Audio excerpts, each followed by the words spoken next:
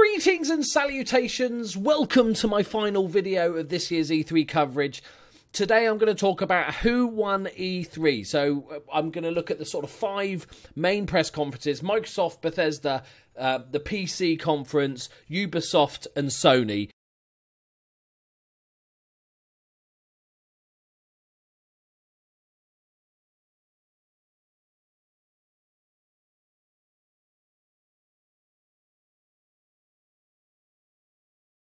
And I'm not going to go through every detail, but I'm going to give you a couple of pros and cons for each conference on why, in my opinion, remember this, which ranked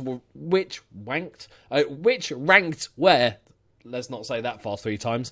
So first off, in 5th place is Bethesda. Unusual for them. Normally they have a pretty good conference. I think the main plus points from their conference was that Wolfenstein New Colossus, big plus point. Love Wolfenstein New Order. Looking forward to that. Evil Within 2 and the Dishonored DLC.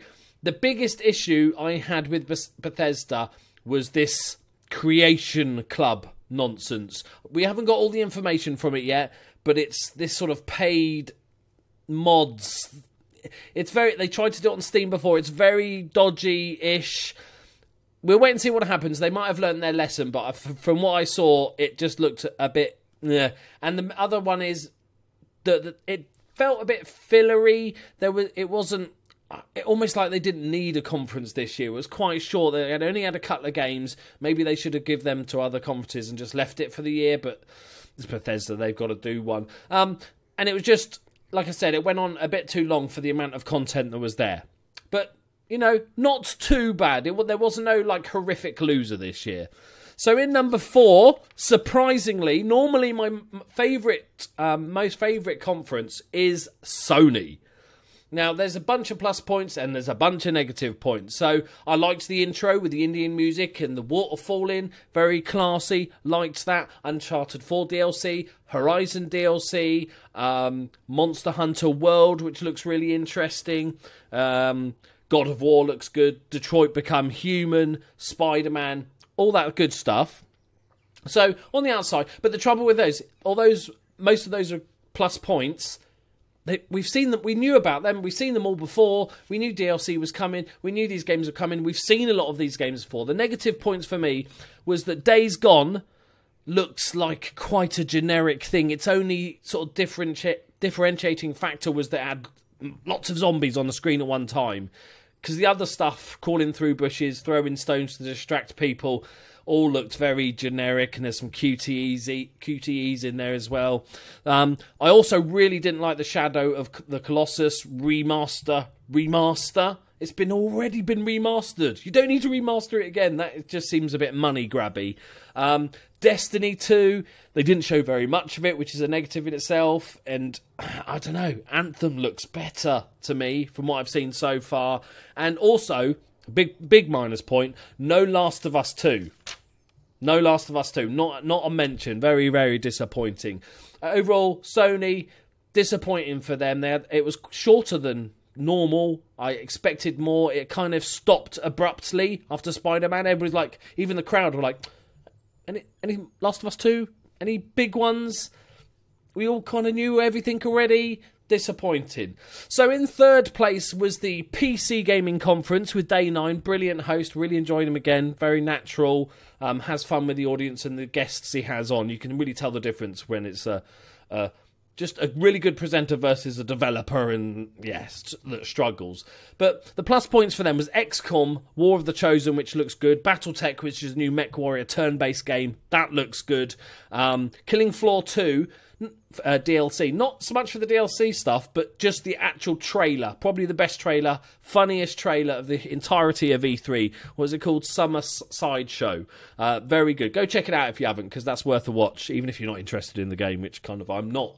The minus points for me was the guy from Intel. I know the PC conference was sponsored by Intel, but the guy from Intel was just like throwing buzzwords out. didn't really say anything, and he had this sort of 5-10 minute period where he just waffled on about shit and doing esports and throwing out shit, and then he disappeared. I was like, okay, thank God that's over. And then he came back later, and it was just like a double blow of boring shitness. And also Mount and Blade. I'm looking forward to the game itself. I think the game's going to be good, but the new Mount and Blade... it was weird clips they showed. They showed this sort of bit of combat on a desert with lots of horses running about and men running about and attacking each other. It was a mishmash, and then they cut to another scene which was kind of the exact same thing. Another bit of men running about on a desert chopping. Show us a bit more of the game, people, not a bit of this sort of randomly combat. That was really, really disappointing. But overall, the show was nicely presented. It was relaxed. The guests were good. They went along at a nice pace. So well done, PC. It's getting better every year because it's still a relatively new thing. It's only been going a few years. So each year it keeps getting better. So I hope that continues. So, number 2. So what have we got left? We've got Ubisoft and Microsoft. The softs. In number 2... This is an unusual order for me. Normally it's kind of the other way around. In number 2 is Ubisoft. I actually enjoyed their conference. I was pleasantly surprised by this Mario and Rabbids XCOM turn-based strategy crossover thing. Weird, but I liked it. And then Skull and Bones. Very, very much looking forward to that pirate game. That looks really good. And then they had the sort of stuff you'd expect. Far Cry 5 and Assassin's Creed Origins. I kind of gave them a neutral because they're both big games. Some people enjoy them. I'm kind of bored of both of them. I don't see any of them doing anything radically different. It's just a new wallpaper on the same shit room. Like, you know, it's not a shit room. It's a nice room. You got bored of it, and they've just painted it a different colour. Why am I using decorating analogies? I just think they're okay. I probably won't play either unless there's a sale, and then maybe I'll get them. But Beyond Good and Evil came on. That was really good, but we didn't see massive amount of it. The minus things for me was The Crew 2 not only looked just like look, you can drive cars and bikes and buggies and boats and planes. Just looked kind of generic, and the developer presenting it, looked like he wanted to, or sounded like he wanted to slit his own throat. He was that bored of himself. When he said high octane in the most boring voice in the world, that was just genius. But yeah, The Crew 2 didn't look good. And then the two big things for me was a South Park mobile card collecting game that just seems like a money-grabbing attempt. Those sort of things are just money vampires. And also this Starlink game that looked okay. Looks like a bit of No Man's Sky, but maybe good. Until they showed you the plug in the little spaceship, and then you have to plug in the different weapons or whatever you want to use. And you know that they just turned a $60 game into a $150 game. No, thank you. Not even going to touch that, even if it's a really good game. So, number 1, Microsoft. Pleasantly surprised. I'm going to say now, I don't think any of them were fantastic this year. The Microsoft one was good. Is about as good as I'm going to say. It's a 7 out of 10. I think in my review. The plus points for them were the Xbox backward compatibility, the original Xbox games, so that's always good. Anthem looked very good, liked the flying about a bit, liked the underwatery bit, liked the Iron Man rockets off the shoulder, peppering that, you know, graphically it looked lovely, very, very nice. And also, Crackdown 3 was there. Life is Strange 2 was announced, so me and my girlfriend are very happy about that because we played that together. Metro Exodus, I'm very, very excited about because the Metro games are superb.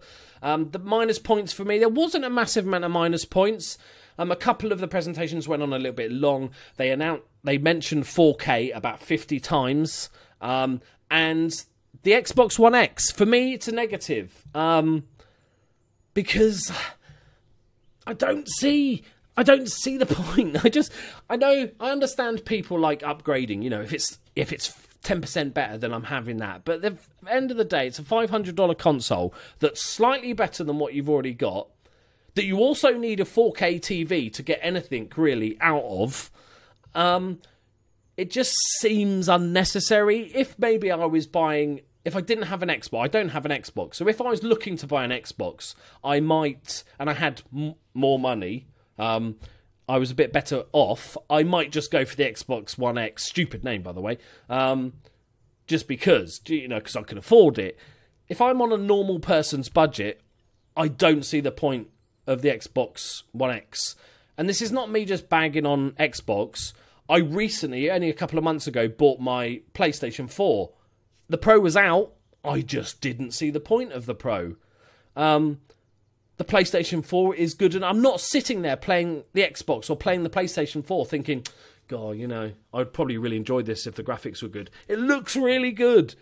Maybe it's my old eyes, but the improvement is not worth all this extra money. I just don't see the point of it. But like I said, overall, really like the games.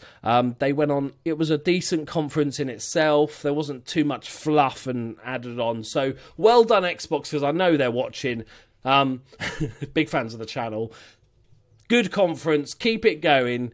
Your last few years have been pretty shite, to be fair. So I'm glad to see you back on. Hopefully, overall, I'd say I hope next year's a bit better. If you think about how many unannounced games were shown at this E3, not a great deal. Not a great deal. And most of the ones that were just sequels. I miss the days of just I purposely tried to avoid any news or rumours or leaks about what was going on so I could be surprised, and I still wasn't surprised, pleasantly, which is sad. But hopefully next year will be better. But there's still a bunch of good games coming out, all apparently in October. Great, that's going to be a fun month of gaming. Right, there we go, guys. This is the big one. Let me know. Rank your conferences in order below. You can also give reasons why. Remember, this is my opinion. You're totally free to disagree. Just don't be a dick and insult me because you're a PlayStation fan and I said Microsoft's the best. I'm a PlayStation fan and I thought Microsoft was the best. So just but leave your review, leave your top 5 in the comments below. Subscribe to my channel if you enjoyed it. Plenty of other stuff on the channel. Like it if you did, dislike it if you didn't, and I'll see you in the next video. Bye-bye.